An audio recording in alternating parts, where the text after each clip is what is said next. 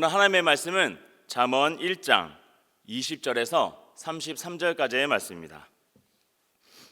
지혜가 길거리에서 부르며 광장에서 소리를 높이며 시끄러운 길목에서 소리를 지르며 성문 어귀와 성중에서 그 소리를 발하여 이르되 너희 어리석은 자들은 어리석음을 좋아하며 거만한 자들은 거만을 기뻐하며 미련한 자들은 지식을 미워하니 어느 때까지 하겠느냐. 나의 책망을 듣고 돌이키라. 보라, 내가 나의 영을 너희에게 부어주며 내 말을 너희에게 보이리라.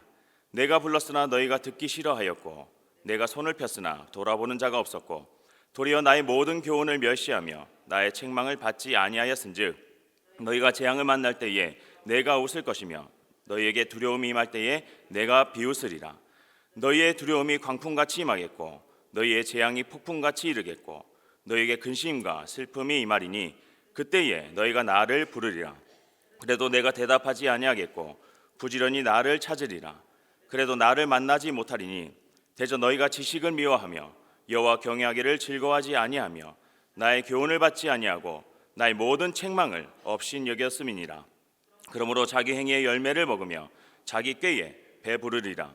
어리석은 자의 퇴보는 자기를 죽이며 미련한 자의 안일은 자기를 멸망시키려니와 오직 내 말을 듣는 자는 평안히 살며 재앙의 두려움 없이 안전하리라. 아멘. 오늘은 성경 말씀과 상관이 없는 일본 사회 소식을 먼저 전해드리려고 합니다. 일본에서 3월이라면 두 가지 큰 일이 있습니다. 하나는 12년 전 동북 지역에 쓰나미 재해, 헤일리죠. 쓰나미 재해가 있었습니다. 당시 진도 7이었습니다. 일본같이 지진이 많이 일어나는 나라에서는 일어날 법도 한 진도 8이란 것이 없습니다. 왜 8이 없는지 그 이유가 있습니다. 진도 7이나 8이나 9나 완전히 무너지기는 마찬가지이기 때문에 진도 8 이상의 단위를 두는 의미가 없기 때문이라고 합니다. 제가 사진을 몇 장 올립니다. 일본같이 지진 대책이 잘 되어 있는 나라도 드물 것입니다. 그런 일본일지라도 바닷물이 넘치니 소용이 없었던 것입니다. 약 2만 명이 죽었습니다. 개발도상국도 아닌 일본에서 2만 명은 어마어마한 숫자입니다. 철길이 어떻게 엿가락 휘듯이 휩니까? 차는 형체를 볼 수 없이 망가졌습니다. 그때 저희 선교사들은 그 지역에 가서 도와주면서 전도도 참 많이 했던 기억이 납니다. 또 한 가지는 3월은 뭐니 해도 벚꽃의 계절입니다. 일본의 벚꽃은 500종 이상이 있다고 합니다. 참 이쁩니다. DC에 심겨져 있는 것은 색이 좀 화사하지가 않지 않습니까? 벚꽃은 일본의 국화입니다. 한국의 국화는 무궁화인데 무궁화를 그렇게까지 많이 심고 감상하지 않은 것 같습니다. 그런데 일본은 전혀 다릅니다. 벚꽃이 개화하면은 개화했다는 발표까지 합니다. 기상청에서 시기를 정해가지고 벚꽃 표본목이라는 나무가 따로 있습니다. 그 표본목에 벚꽃이 대여섯 개 피면은 개화했다고 발표를 합니다.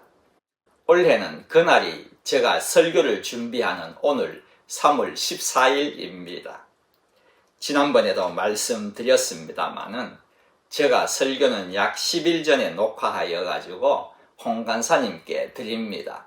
왜 이렇게 일찍 제가 준비를 하는가 하면은 제가 출타할 때가 가끔 있다 보니 혹시 녹화를 못할 일이 생길까 싶어가지고 먼저 녹화를 해가지고 보내는 것입니다. 벚꽃이 펴가지고 일주 후면은 보통 만개를 하는데 그땐 벚꽃 밑에서 먹고 마시고 난리입니다. 올해의 사진이 아니고 몇 년 전의 사진이지만은 다시 올렸습니다. 이때가 되면은 저희들은 전도하기 너무 좋은 기회입니다.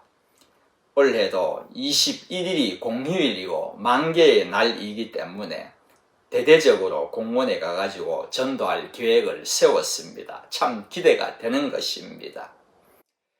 본문의 말씀은 지혜에 대해서 말하고 있습니다. 20절, 21절에 이렇게 말씀하고 있습니다. 지혜가 길거리에서 부르며 광장에서 소리를 높이며 시끄러운 골목에서 소리를 지르며 성문 어귀와 성중에서 그 소리를 발하여 이르되. 본문에서의 지혜는 소리를 발하는 존재로 의인화시킨 것입니다. 앞으로도 계속 의인화하여 등장할 것입니다마는 여기서의 지혜는 하나님이시나 아니면 예수님이시라고 생각을 하면은 틀리지 않을 것입니다. 지혜가 지금 어디에서 외치고 있습니까? 길거리에서, 광장에서, 길목에서, 성문 어귀와 성중에서 외치는데 소리를 높이며 소리를 지르며 소리를 발하고 있는 것입니다. 여기에 나오는 장소 이름들, 길거리나 광장, 길목, 성문 어귀나 성중은 어느 곳이나 사람들로 북적이는 그러한 장소입니다. 특히 성문 어귀라는 곳은 당시에는 중심적인 모임의 장소여가지고 재판도 하고 공공회의도 하고 시장을 열기도 한 곳이라고 합니다. 또한 선지자들의 예언이 자주 선포된 곳이기도 합니다. 그러한 상황이 열왕기상에 기록되어 있습니다. 왕상 22장 10절에 보면은 이스라엘의 왕과 유다의 여호사밧 왕이 왕복을 입고 사마리아 성문 어귀 광장에서 각기 왕자에 앉아 있고 모든 선지자가 그들의 앞에서 예언을 하였다고 기록하고 있습니다. 성문 어귀에서 선지자가 말씀을 그렇게 전하는 것이죠. 본문에서도 이곳에서 지혜를 발하고 있습니다. 그 지혜가 소리를 발하면서 뭐라고 하는가 하면은 22절 말씀입니다. 너희 어리석은 자들은 어리석음을 좋아하며 거만한 자들은 거만을 기뻐하며 미련한 자들은 지식을 미워하니 어느 때까지 하겠느냐. 대충 이해가 되실 것입니다. 어리석은 자는 지혜에 대하여 무관심한 사람 아니겠습니까? 거만한 자들은 지혜를 우습게 여기는 자들일 것이고 여기에 나와 있는 미련한 자는 지혜의 충고에 아랑곳하지 않고 자기 법대로 마음대로 행하는 자들입니다. 다시 말씀드려가지고 말씀에 대하여서는 무관심한 사람은 어리석은 자이고 말씀을 우습게 여기는 자는 미련한 자이고 말씀의 충고에도 제멋대로 행하는 자들이 미련한 자들이라는 것입니다. 저는 세상 사람들에게는 어떤 사람이 지혜로운 자이고 어리석은 자인지를 구분하였는 것을 찾아보았습니다. 이런 글이 있더군요. 한가하면은 어리석은 자는 불평거리를 찾지만 지혜로운 자는 자기를 돌아본다. 참 좋은 말인 것 같습니다. 일이 잘못되면 어리석은 자는 내 탓으로, 너의 탓입니다. 내 탓으로 돌리지만 지혜로운 자는 자신의 탓으로 돌린다. 한 가지만 더 보겠습니다. 자랑할 일이 생기면 어리석은 자는 드러내고 뽐내지만은 지혜로운 자는 감추고 겸손해진다.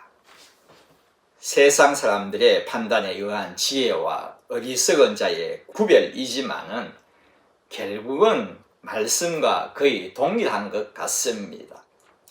여러분들의 생각에는 어떠한 사람들이 어리석은 사람 같습니까? 저는 본문 말씀을 보면서 그 답을 다음 23절에서 찾았습니다. 23절 말씀입니다. 나의 책망을 듣고 돌이키라. 무슨 말입니까? 말씀을 듣고 돌이키지 않는 자가 어리석은 자라는 것입니다. 앞에서 지금 주님이 말씀을 하신다고 그렇게 말씀드렸습니다. 주님의 말씀이 가슴에 와 닿는데도 회개하지 않는 자는 어리석은 자임에 틀림이 없는 것입니다.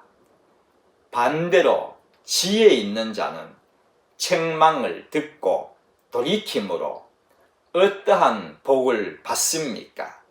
다음 기록되어 있습니다. 보라, 내가 나의 영을 너희에게 부어주며 내 말을 너희에게 보이리라. 내가 나의 영을 너희에게 부어주신다고 그렇게 했습니다. 앞에서 제가 지혜가 의인화되어 말씀하신데 하나님이나 예수님이시라고 말씀을 드렸습니다. 의인화된 지혜가 하나님이시다는 아니면 예수님이시다는 주장의 결정적 증거가 이 구절입니다. 내가 나의 영을 부어주며, 여기서의 영이란 것은 성령 하나님이십니다. 그렇습니다. 회개하는 자에게는 하나님께서 성령의 충만을 아낌없이 부어주신다는 그러한 말씀입니다. 오늘의 본문 말씀은 전반부는 회개의 초대와 회개한 자에 대한 축복의 약속을 언급하고 있고, 후반에서는 회개를 거부한 자, 즉 어리석은 자에 대한 책망과 심판의 말씀을 언급하고 있는 것입니다.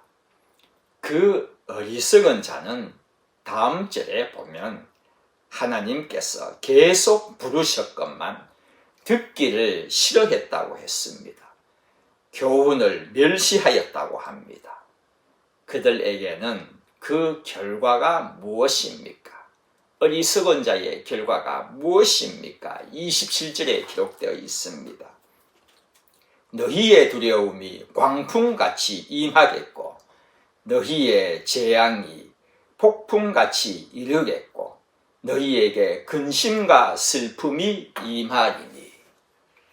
그러면서 어리석은 자에게 주어진 결정적인 저주의 말씀이 다음에 기록되어 있습니다.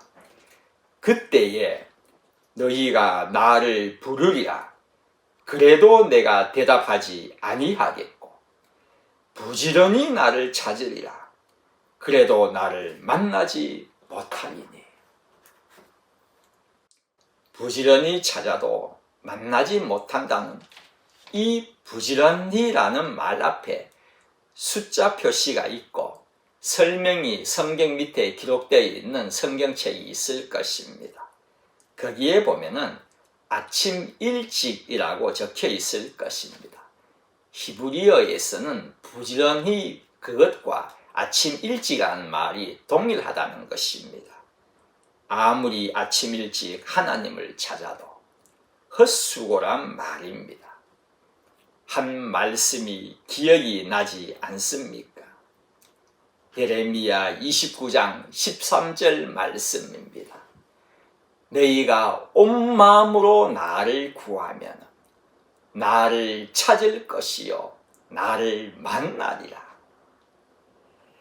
한 곳에서는 나를 구하면 찾을 것이라고 기록하고 있고, 다른 한 곳에서는 부지런히 나를 찾아도 새벽부터 나를 찾아도 만나지 못한다고 하고 있습니다. 누구는 하나님을 찾으면 만난다고 하고, 누구는 아침 일찍 찾아도 헛수고만 하는 그 기준이 무엇이겠습니까? 여러분 알고 계십니까? 회개입니다. 회개가 이렇게도 중요한 것입니다. 하나님을 만나느냐 못 만나느냐의 기준이 회개란 것입니다. 저는 사순절 기간 내내 회개에 초점을 맞추어서 말씀을 드려왔습니다. 이렇게도 중요하기 때문입니다. 사울은 그랬지 않습니까? 회개가 없어서 완전히 버림을 당한 자였다는 것을 지금까지 배워왔지 않습니까? 왕도 예외가 아니라는 것입니다. 지위의 높고 낮음과 상관이 없다는 것입니다. 모두에게입니다. 저는 이 말씀을 묵상하면서 주님의 한 말씀이 생각이 났습니다. 너희 중에 죄 없는 자가 먼저 돌로 치라.